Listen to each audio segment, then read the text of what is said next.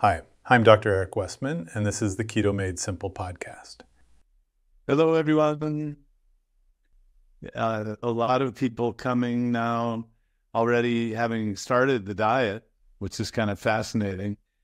They will get an appointment or get a referral, and then as they're told they have to wait a month or two or 3 or 4, depending on how long it takes, many people will already start.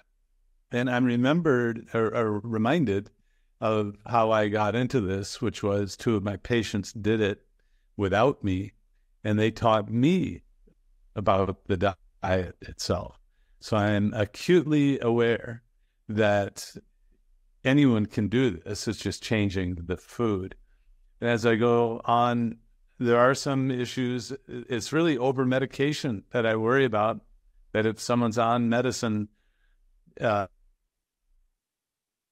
be monitored or taken safely off the medicines. And sometimes it's not ones that you might think of. The diabetes, the obesity, or diabetes and high blood pressure medicines we talk about those all the time.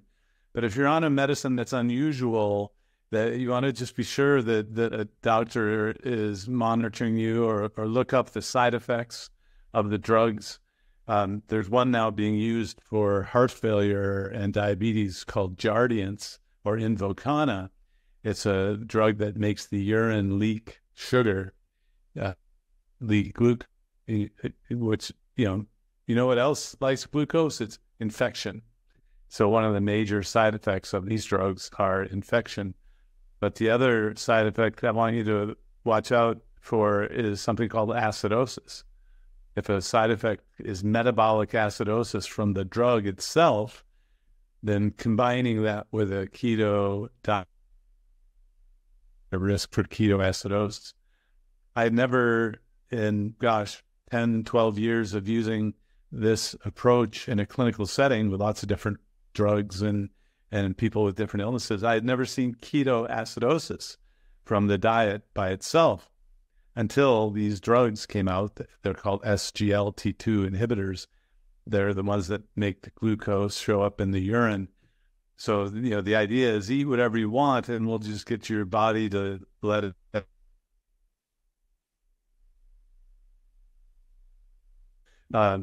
So I've seen ketoacidosis now among my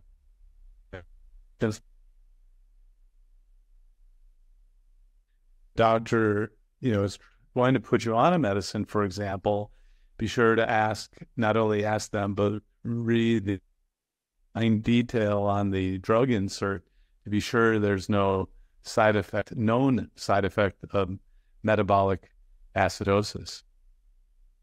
And that the darndest thing is that, our medical care these days is medication care for the most part. And so doctors think, well, if someone's doing a keto diet and they're on that medicine, it's the keto diet's fault, right? No, the diet does fine. It's the medicine being added to it that's the problem. But this interaction, the diet, is also probably why the same medicine helped reverse heart failure. There's a theory that the ketosis generated by this drug, Jardiance Invokana, the generic is the SGLT2 inhibitors. They create ketosis. And it's thought that maybe that ketosis helps with heart failure as the mechanism, because they know the drugs help. So that's coming through the back door, that now the keto diet and keto supplementation is being studied without that drug. So it's like looking at it seems strange or ironic, but they're learning about the diet through the use of a drug, because that's what doctors do. They use drugs. But I'm glad that now the Department of Defense grant funder is actually funding a study now to look at the keto diet for heart failure. And if you've heard me speak or come through the office, I have a poster on the wall of one of my patients who reversed her heart failure. And she started with a different diet, but when that stopped working, the keto diet helped her lose 140 pounds. And the heart squeeze went from 20% to 50%, which is almost back to normal on just diet alone without those medicines. So I'm finding that I often have to make a justification for why someone should be on just different food. And if it, as I with, I mean, the more important than the drug, or, you know, so I see this lack of prioritization common in our area, where someone is obsessing about a cholesterol level, but they're not reversing the diabetes. So when you look at risk for heart disease, remember, cholesterol is not a disease, it's atherosclerosis that we're trying to prevent. Highest on the list is type 2 diabetes as a risk factor for atherosclerosis. So if someone isn't helping you reverse the diabetes and they're obsessing about the, you know, drug treatment for cholesterol, that's the wrong sort of focus, you know. Let's see. Spotty audio. Oh no. Let me see if I can fix that. Moving the microphone here. Oh, audio and video. Oh, I don't know how to fix the video. That's all. Hope that's fixing it. Hello from Vancouver. And let's see. And with the drugs, the implication is that the drugs will make you back to normal and that you won't progress, right? No, that's right. Oh, Jan, I hate the Jardiance commercial. Dancing in the streets over the diabetes. Yeah, these, in fact, jingles and using the songs that when I was a kid, right? Remember, oh, it's magic. You know, that one is have all the kids are going to know. Ozempic, you know, oh, come on.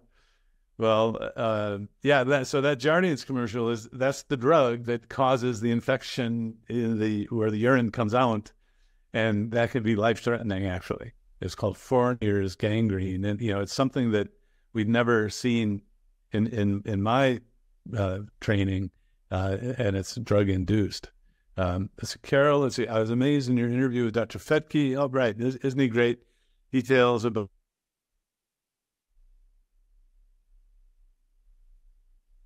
these.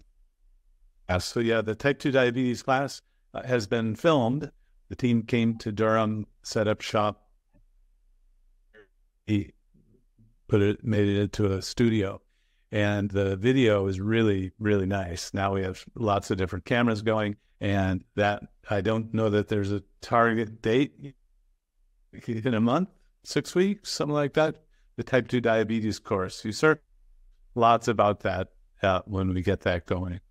And what's kind of crazy these days on social media, we can't advertise for something like that. The rules are, you know, medical things you can't advertise. So we're going to have to try to do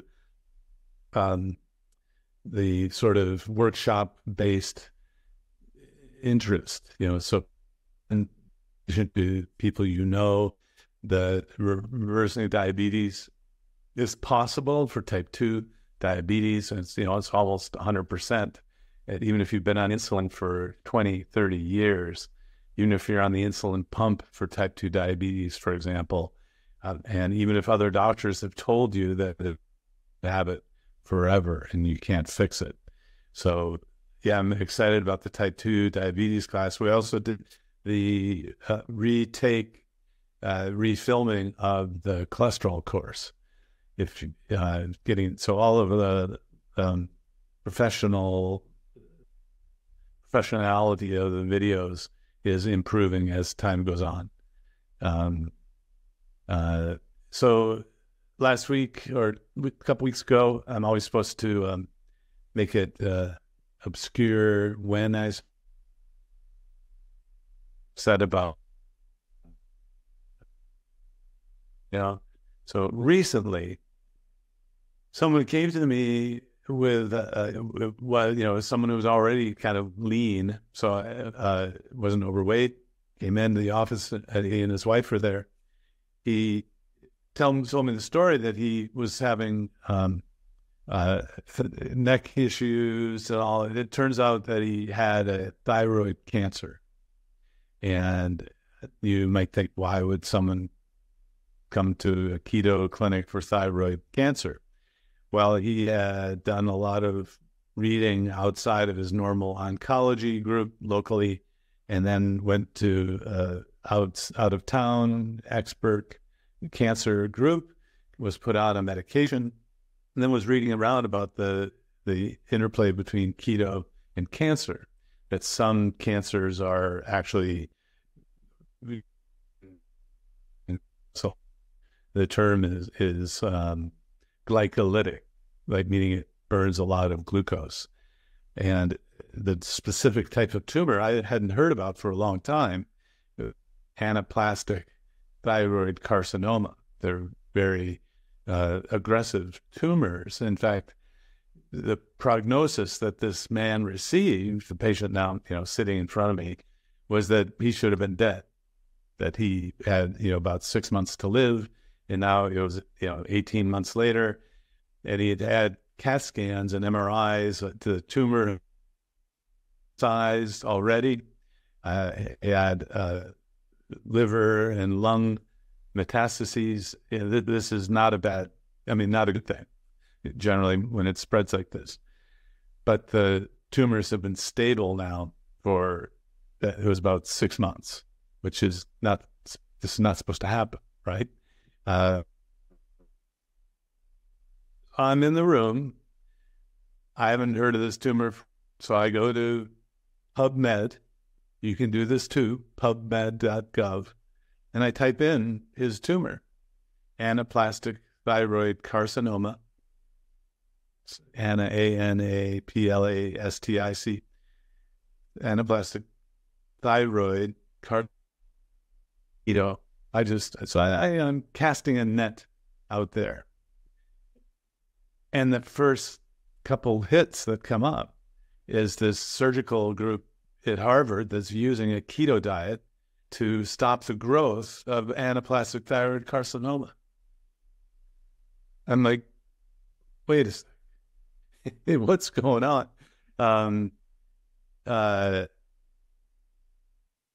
My band, so I see your messaging there. No, I'm on Wi-Fi, so I'm not quite sure what's going on. I'll have Kyle help troubleshoot. Sorry about that.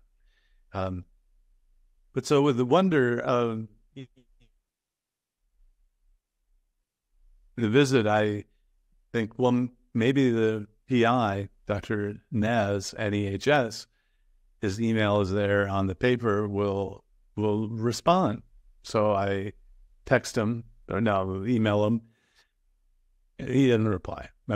So the patient leaves, and I teach him what I know, and I say, I can't guarantee this is going to help you, but I see no reason why you can't do this, and I'll teach you. And please do all of the other cancer treatments that your doctors are recommending. The next day, Dr. Nez emails me back. He says, Dr. Westman, I heard about your work. My wife went to several years ago, heard you and other people speak about cancer, and it changed my research focus so that he started studying. So as a surgeon, he removes these tumors, but knows that the prognosis is very bad. And he started studying in an animal model, the mouse model, using a keto diet to see if he could slow the growth. So he was real. It wasn't fake research, and he was able to write, and I replied back, and I asked, in your experience, are you recommending this? Are you noticing any change in your patients? And it's really hard to know. Well, it's easy to know if someone gets meningitis and dies, like 100. If you introduce a therapy and someone lives, you realize that this therapy is effective, right? That's kind of the anecdotal thing. But if there was no study that had to be done to introduce for penicillin use, because these people started living when you gave penicillin for terrible diseases. So now with cancer, which is again a terrible disease, but you might live 6 months, it's hard to know if a new treatment without some sort of randomized trial up the front at the beginning, hard to know if it's helping. Unless you get people like with CAT scans and metastases that are stable, and then you can have a confidence interval around how long someone lives. Let's say the average length of life and this tumor is 1 year. If someone lives 2 years and that's never been seen before, you can kind of get an inkling that your treatment is doing something, even though you don't have that,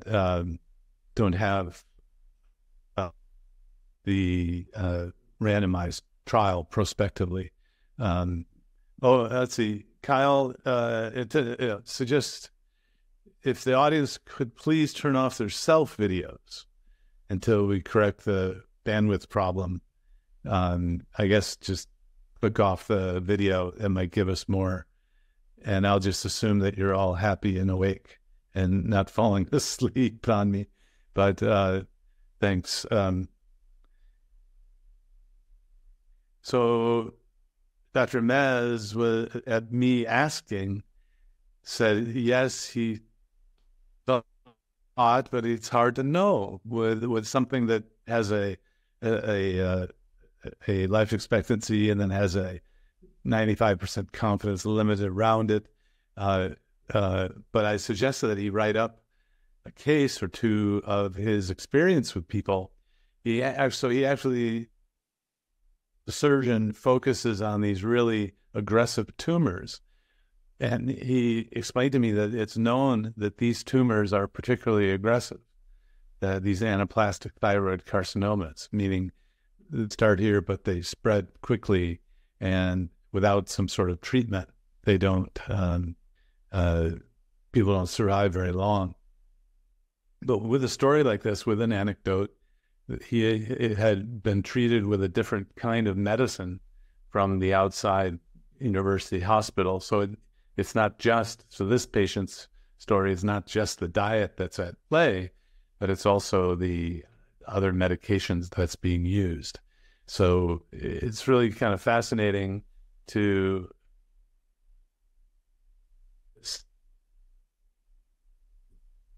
come up, and it's hard for me to know everything that's being done. But now with the Metabolic Health Summit as a focus of research presentations, there are a lot of new types of diseases and conditions that are being addressed and studied now, which is pretty amazing. We presented a case of acne reversal at the metabolic or the Metabolic Health Practitioners, Society of Metabolic Health Practitioners meeting, and several people came up when I was at my poster showing this. In 10 weeks, this fellow went from pockmarked acne to clear, saying similar stories. And then remember, someone says the carnivore diet helped it. The carnivore is just a subset of ultra low carb diets or low carb keto diets. And so if a carnivore diet fixes it, there's a strong likelihood that this kind of approach fixes it as well. And you can have some vegetables and still probably get that same sort of benefit. So while I'm not an oncologist and I'm not a dermatologist, I'm observing the effect of it, just simply changing the food on the entire body and all of these different chronic medical conditions. It's pretty amazing, actually. If you're really, really interested, the new book, ketogenic book called Ketogenic, The Science of Therapeutic Carbohydrate Restriction, that came out last fall. It's edited, the chief editor is Tim Noakes from Cape Town. That's a great summary of a lot of the evidence and theory about low-carb keto diets. And it occurred to me that there's really no other dietary approach that has a textbook like this, where it goes through basically every organ system and how the keto diet affects each domain, every area. Eating better to help autoimmune issues like lupus and rheumatoid arthritis, ulcerative colitis, and Crohn's. The theory is there that these are anti-inflammatory sorts of approaches, the diet is, and these are inflammatory and even autoimmune types of disorders. So that's a great book if you're really into the science. That's the white book with the egg on the front. I wonder if do you see me and the whole everyone else, or have I been the gallery view? Like, do you see everybody else on the screen? I didn't think that. Oh, so Carol, a great book. All right. Well, even I haven't been able to get it. It's pretty dense, I have to say.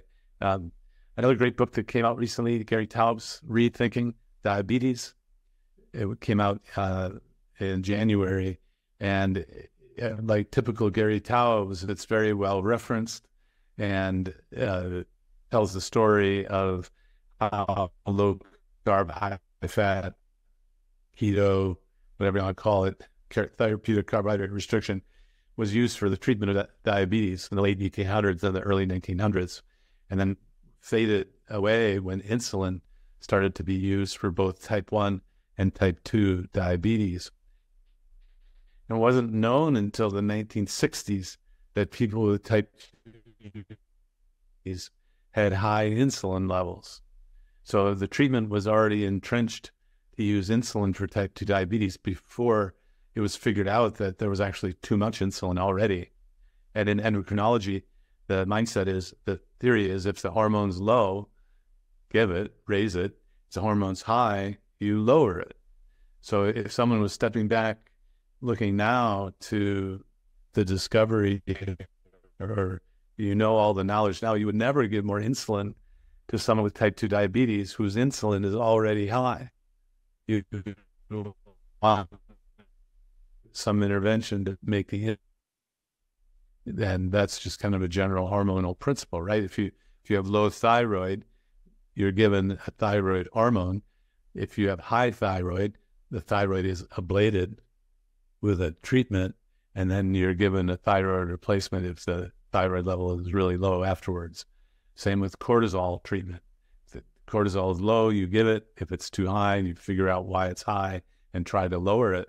So that was one of the kind of aha moments I had after reading Gary's book, Rethinking Diabetes, that because of the sequence of events, there was no one really thinking about the hormonal levels and how to raise and lower insulin. The treatment of insulin was already entrenched into the treatment of type 1 and type 2 diabetes. There was one kind of voice in the wilderness, Dr. Gerald Reedon, who took issue with that and said, no, insulin resistance is a thing, and you don't want to raise insulin even more. What you want to do is treat the obesity. Yeah, there are things that are causing the underlying insulin resistance.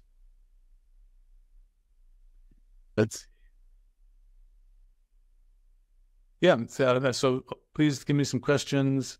I can talk again a little bit about cholesterol if needed. Talk a lot about that in the clinic. Even people will hear me on YouTube and the YouTube channel, and then come in and just want to verify that I'm real, or that their specific case, it still applies. The idea that the LDL may be higher on someone who eats carbs, it's hard for a doctor to understand that, because they just want to take the cholesterol level and treat it like a disease, regardless of what your underlying metabolism is. So if diabetes is in remission, does that mean the nerve damage can heal? Well, Carol, I think that's not known what percent of folks will improve with that, but I've seen the nerve damage heal, but I think it may take time or a lag time. Some people get neuropathy from diabetes even before the blood sugar is elevated. The nerves seem to be a particularly sensitive area. The neuropathy meaning numbness and tingling or in the feet, or might even be pain. The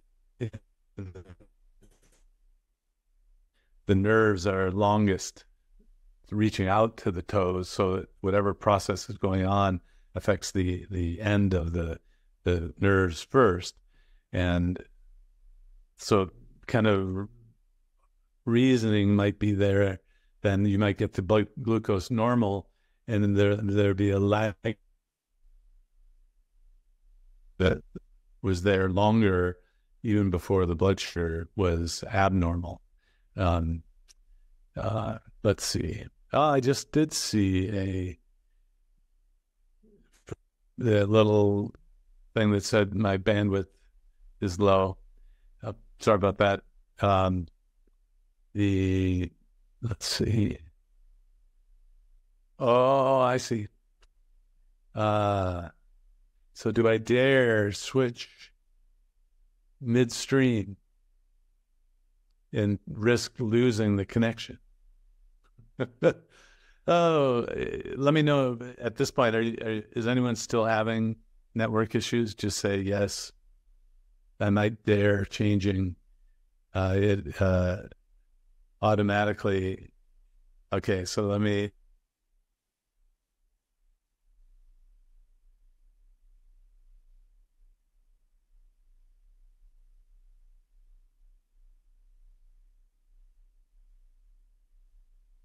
It got onto, unfortunately. I think that's going to be better. So let me know yes or no, yay or nay, if that's better. CGMs, continuous glucose monitors.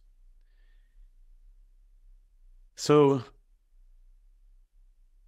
I'm reminded by the time when blood pressure monitors came out for home use, and people were given blood pressure monitors without really being told what normal blood pressure was. And so the blood pressure goes up and down throughout the day. Same with the glucose. And so if you're under the expectation using a glucose monitor that you're going to have blood sugars like this all day long, you're going to be disappointed, because that just isn't what happens normally. In fact, if you have infection, your blood glucose goes up because you need the glucose to fight the infection. Although the hospital sees it as people in the hospital will try to lower your glucose, even though it's helping you to fight the infection. Some people come to me worried that the blood glucose isn't totally normal, like right away or even ever.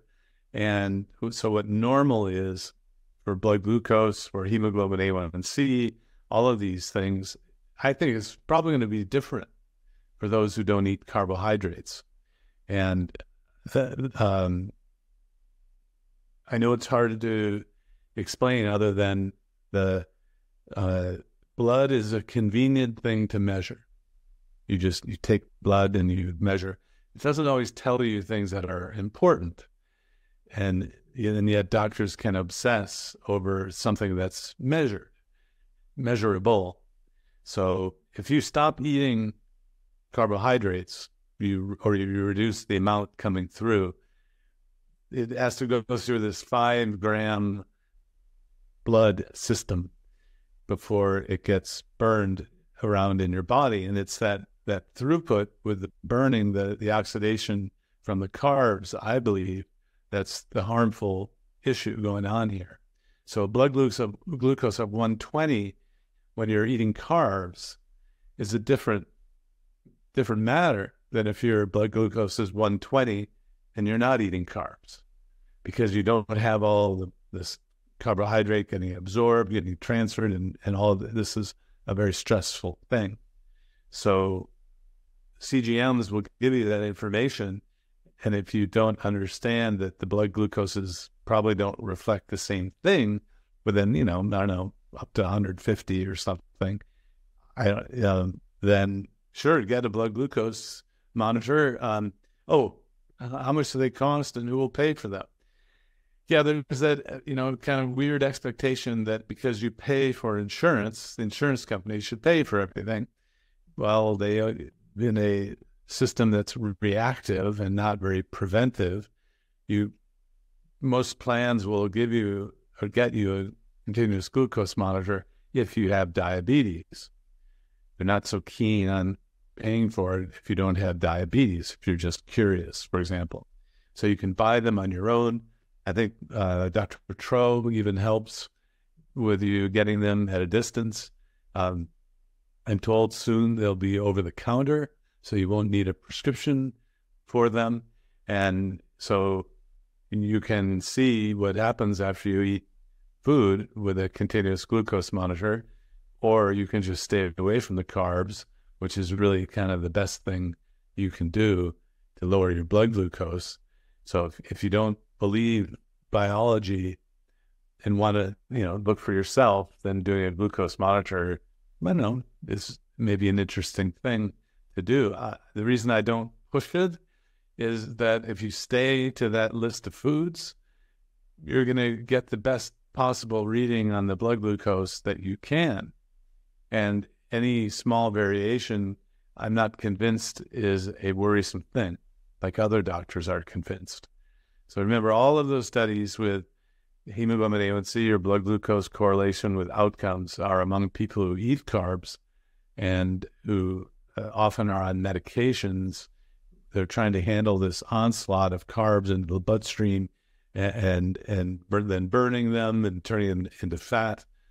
This is a much cleaner system where you're eating and burning the fat, burning the fat off your body if you have extra body fat. So, I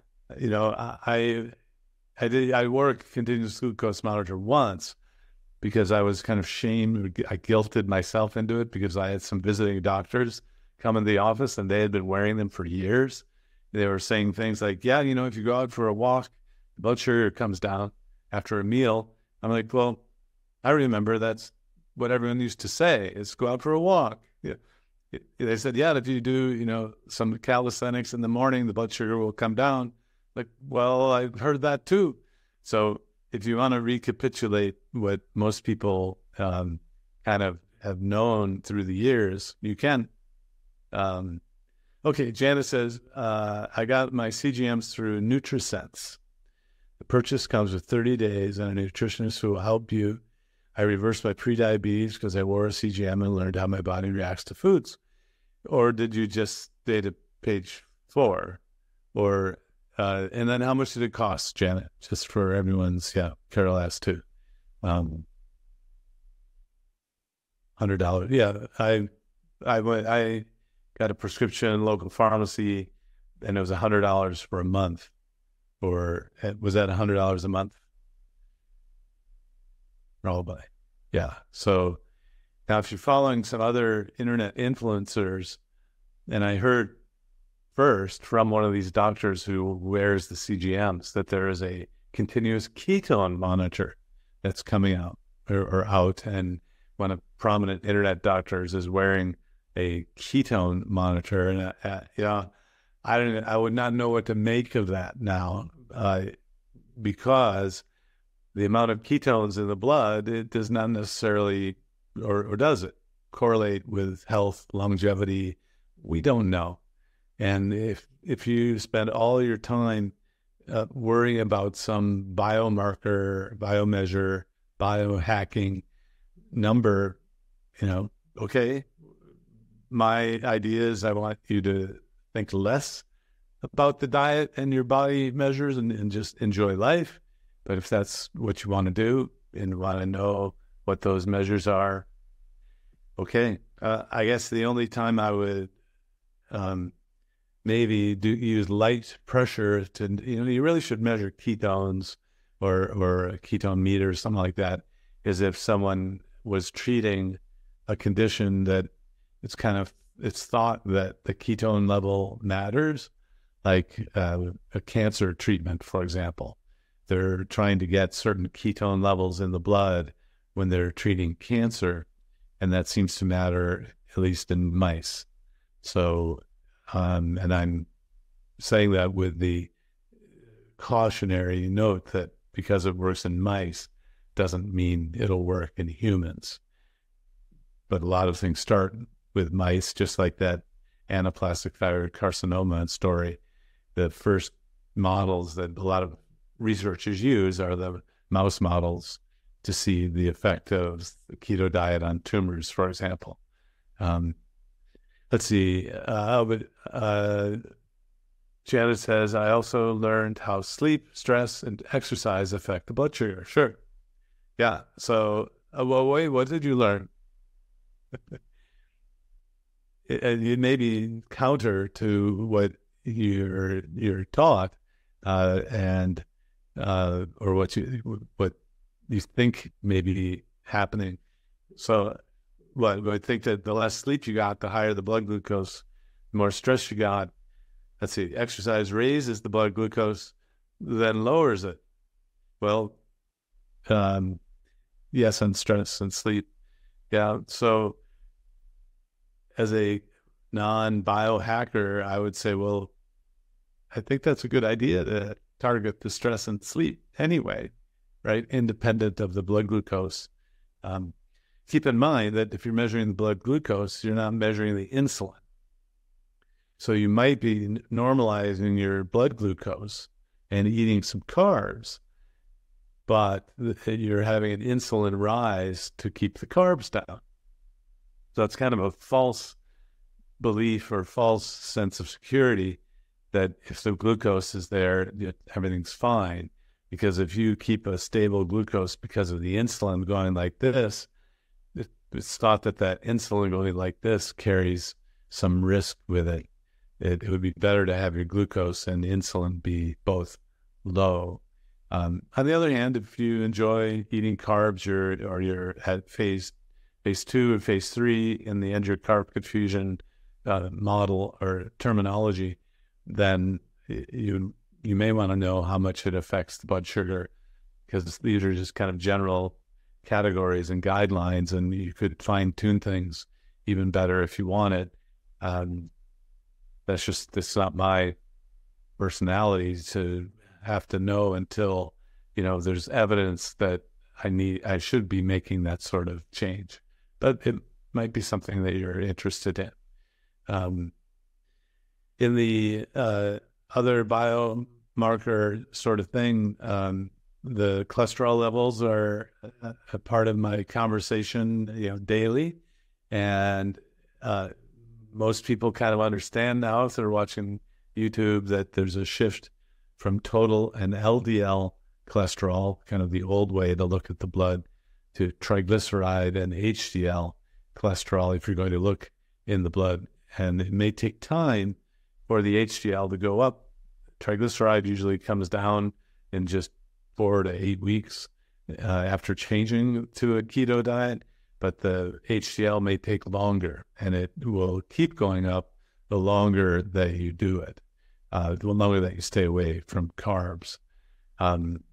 The more I'm into this, the less I want to look at the blood now, and I think it's important to measure the arteries.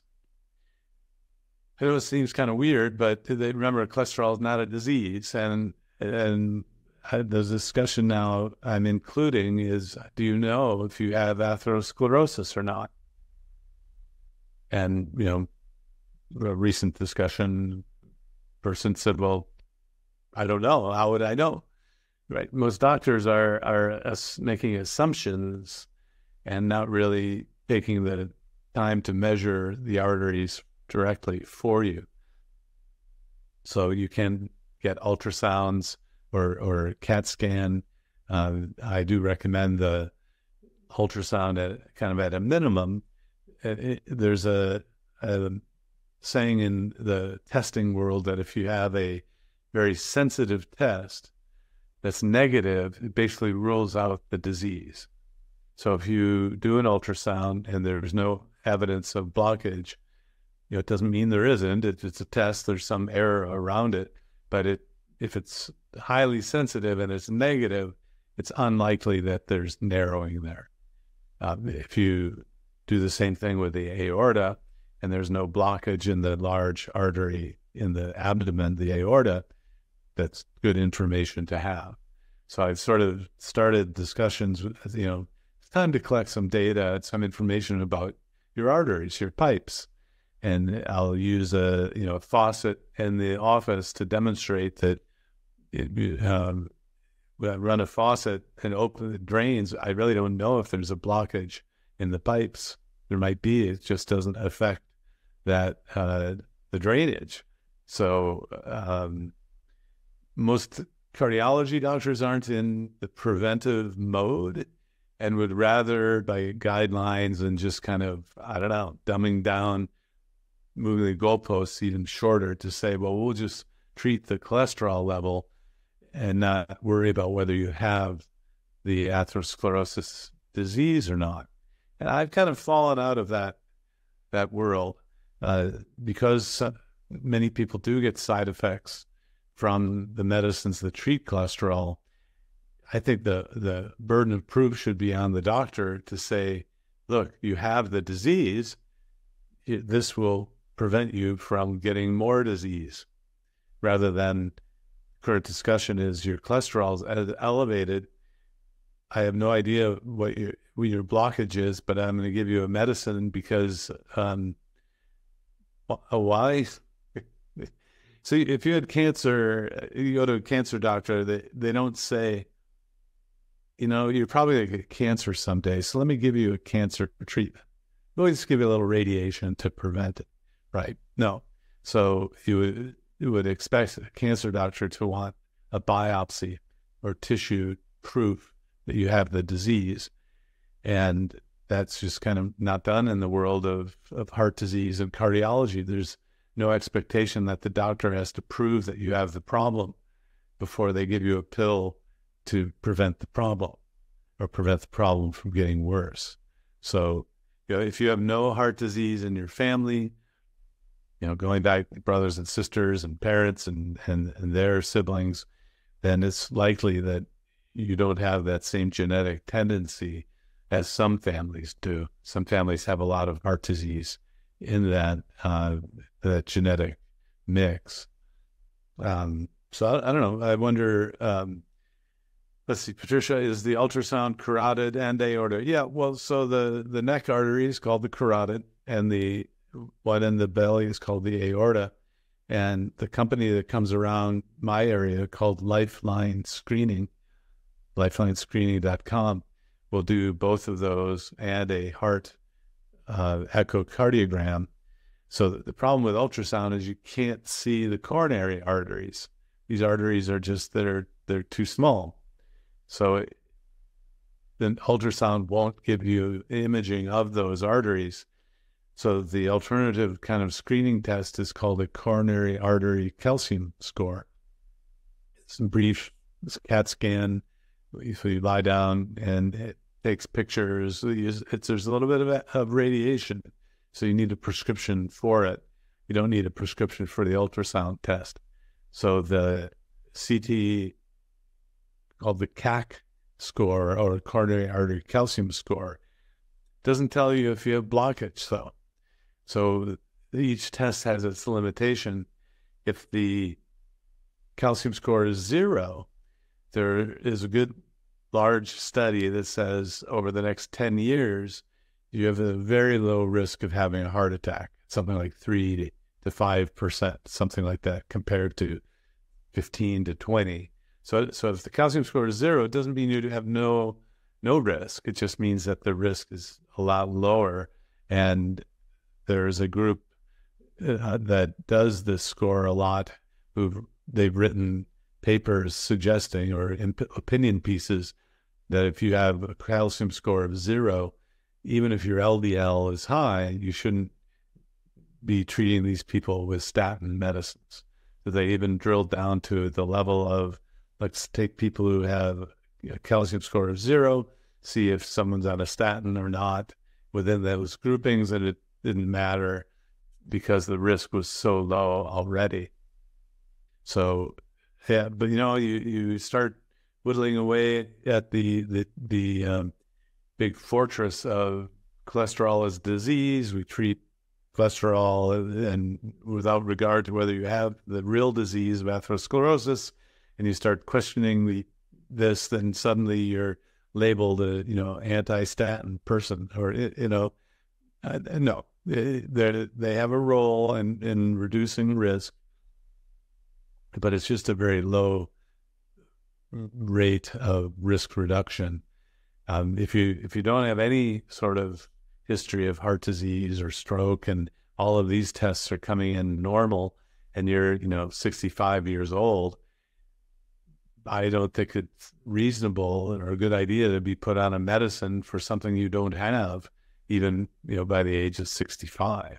So if you have some disease here and you don't have a heart attack or a stroke, it's kind of a gray area that some doctors will say, see, the studies show you have the atherosclerosis, so let's give you a medicine to prevent the recurrence or progression of that.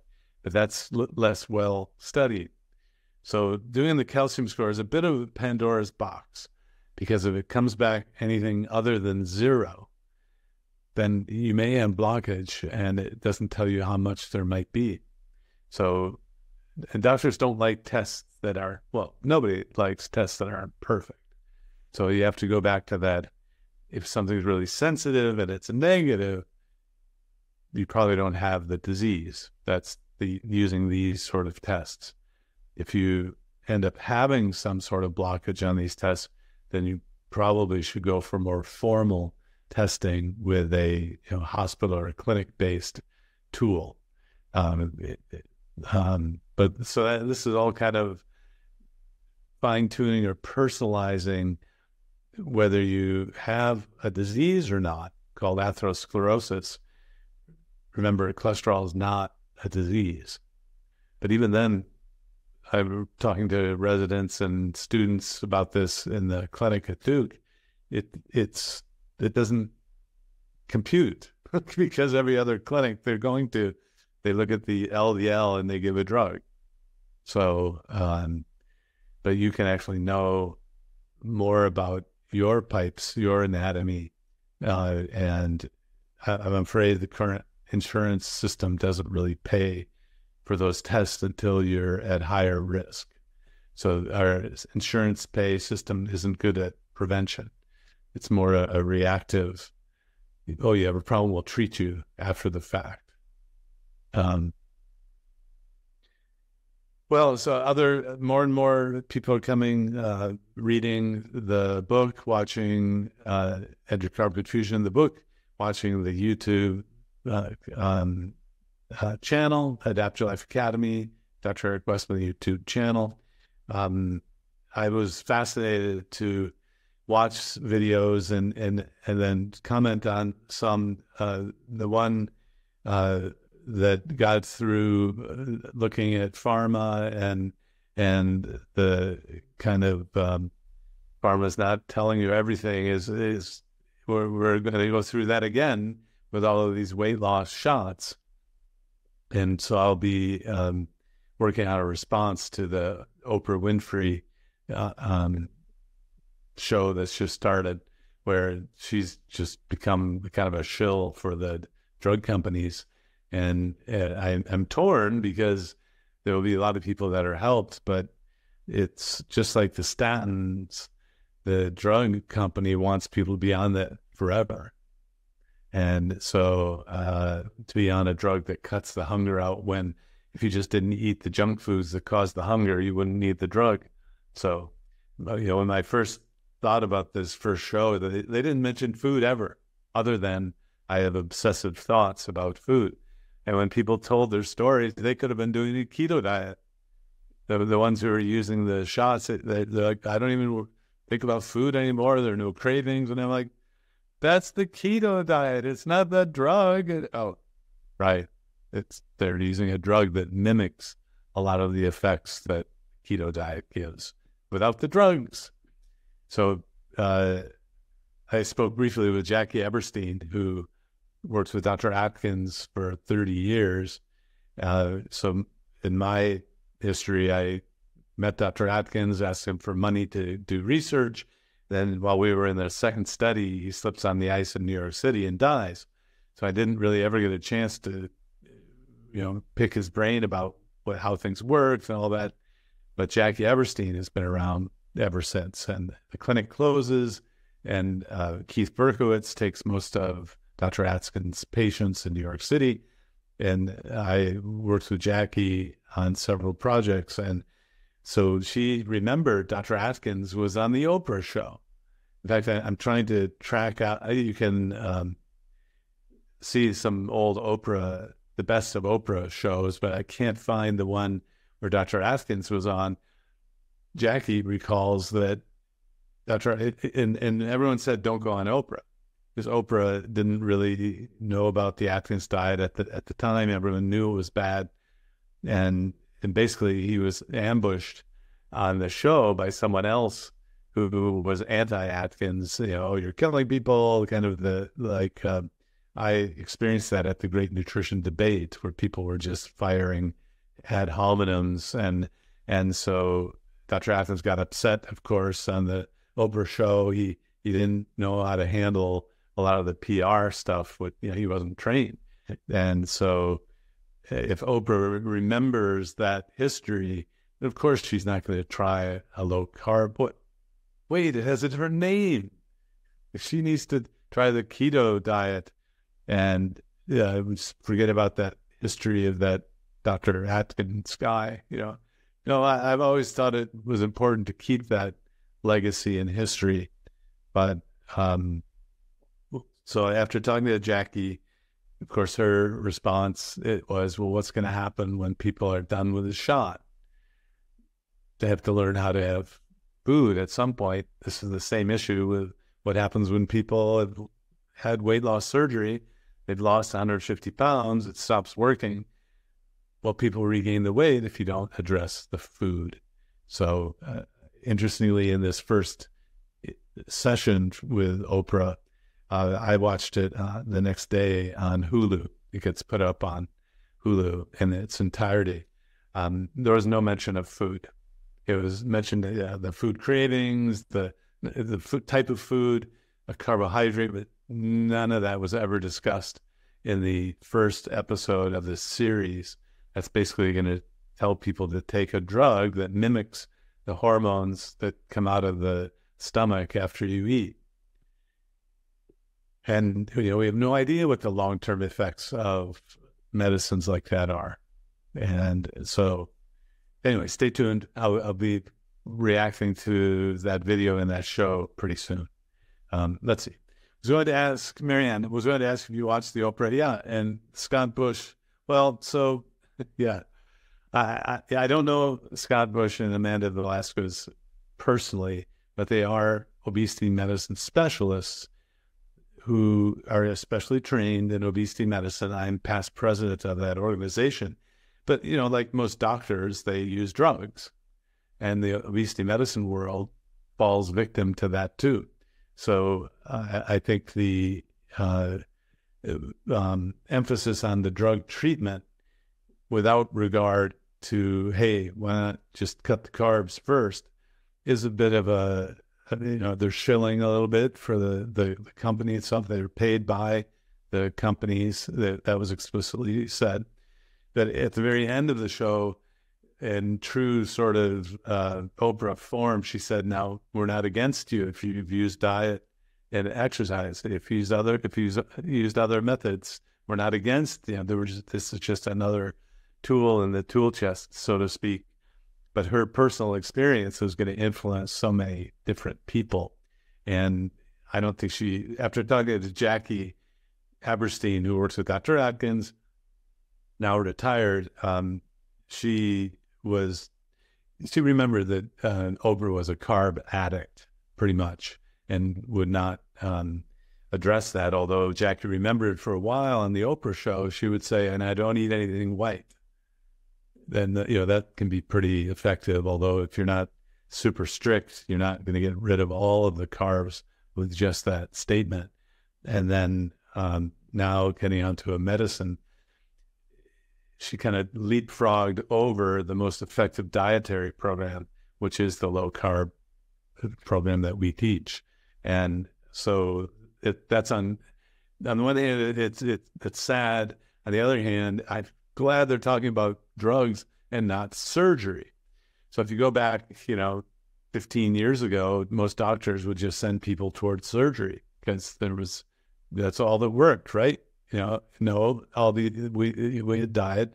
Now that there are drugs, it's going to make it more accessible to people, and hopefully there's not some dire consequence from giving this hormone that hasn't been found yet. Although there are some inklings, like paralysis of the stomach is one thing, which is permanent, or at least as long as someone's been followed so far. So you take your chances with a new drug that has been studied in thousands, and now you give it to hundreds of thousands or millions of people. That's a big leap, and you learn a lot about a new drug. Why not just use food? It's been around a long time. And in the words of an English physician, he said, why blame a new disease on an old food, in terms of the concern about red meat. The doctors were chosen to be ones who had been paid by pharma, and then also they had the two CEOs from Novo and Eli Lilly. Novo Nordisk is the Danish company that's done extremely well, and then Eli Lilly has the Mounjaro and Zepbound. But it's almost like the perfect cycle, right? We'll give people insulin and junk foods, and then they get over, and then we'll give them drugs to slim them down. And then if we'll just keep them on the drug forever, like statins. We'll just keep people. You can predict that people will be saying they should put semaglutide in the water, right? so that we prevent this. So, I think it's worth watching a good idea to link the hub with the YouTube channel. It's interesting to watch the show for several reasons. The omission of food. So and the passion that people will have gets misguided, but the most important thing is the no shame, no guilt, no blame, no shame, no blame is kind of what the mantra of the series, which I think is really important. And most doctors have come a long way from understanding that, yes, it's worthy of treating someone with obesity, whether it be lifestyle medicine or very low calorie diets. Don't forget those. It's Optifast and Medifast.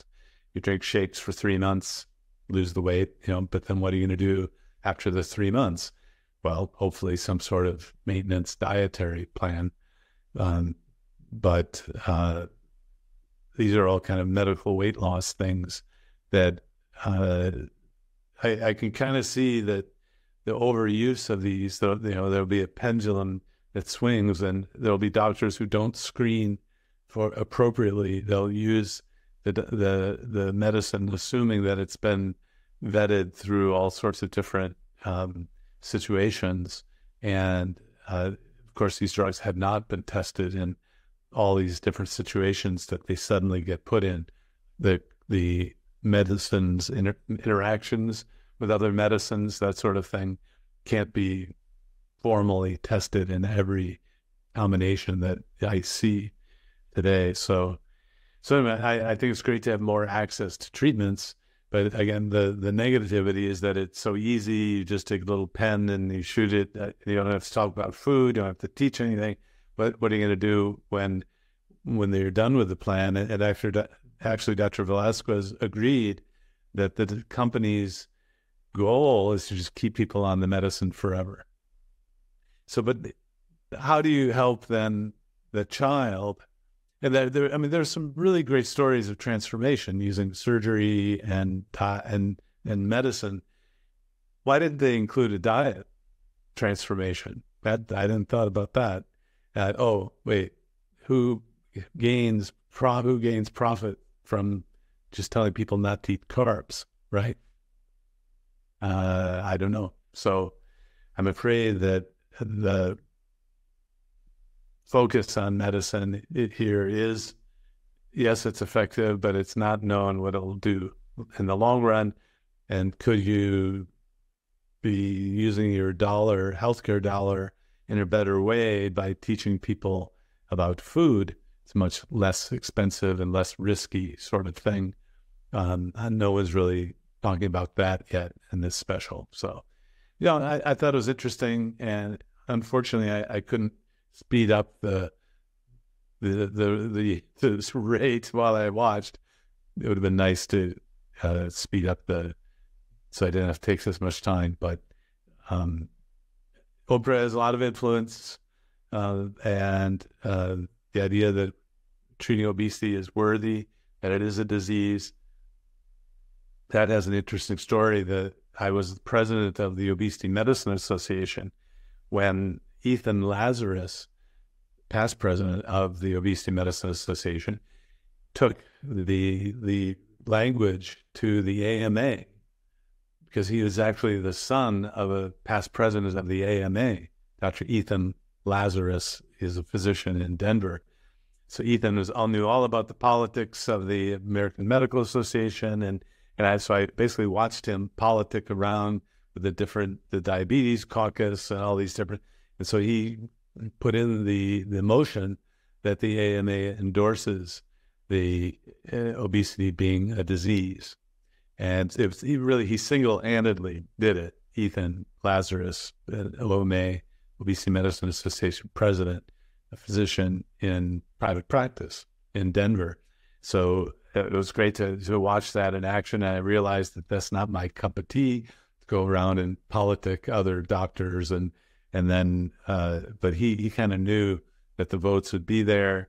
And what's kind of crazy is that the American Medical Association didn't really ever think of obesity as a disease or have a motion that's approved until this recent, I think it was 2015, so somewhere in there. So that allows for payment for things, funding for drugs, for example, or why not diets,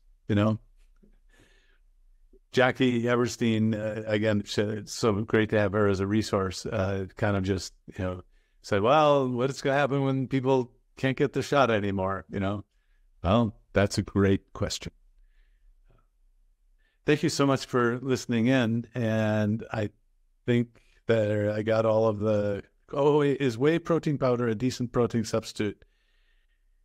Having COVID-induced changes in smell and taste, I'm increasingly averse to meat. Sorry about the COVID. Yeah, I think whey protein's fine.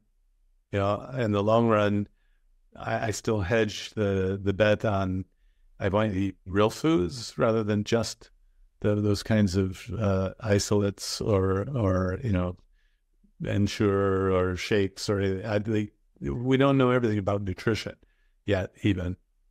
So I'm thinking eating real foods for the most part, but while you're going through something like that, I don't see any problem with those sort of protein substitutes.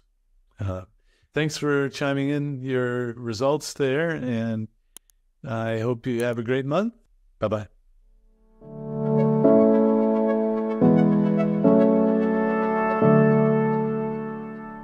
If you enjoyed this video, be sure to like, subscribe, and hit the notification bell, and check out adaptyourlifeacademy.com.